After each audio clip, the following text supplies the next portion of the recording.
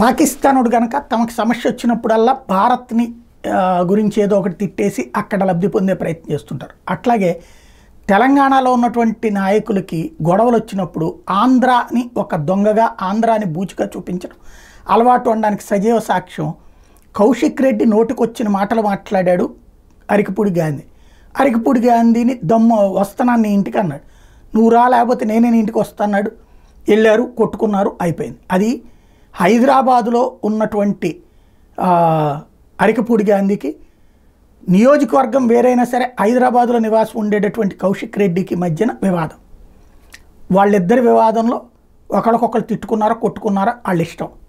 కేసులు నమోదవుతాయి, ఆ వ్యవహారం ఇద్దరి మీద నడుస్తుంది. కానీ అసలు లాజిక్ ఏంటంటే కౌశిక్ రెడ్డి ఏమంటాడు, ఆంధ్ర వాళ్ళు వచ్చి తెలంగాణ వాళ్ళ మీద దాడి అన్నటువంటి. ఇక్కడే ఇప్పుడు ఎవరైతే గాంధీ మనుషులు ప్రశ్నిస్తున్నది ఏంటంటే, కౌశిక్ రెడ్డి ఒకప్పుడు జగన్ వెంట తిరగలేదా? ఆ రోజున వైఎస్ఆర్ కాంగ్రెస్ పార్టీ తరపున తిరగలేదా? వైఎస్ఆర్ కాంగ్రెస్ పార్టీ మనిషి కాదా? ఆ రోజున సమైక్యాంధ్ర ఉద్యమంలో జగన్తో కలిసి పాల్గొలేదా?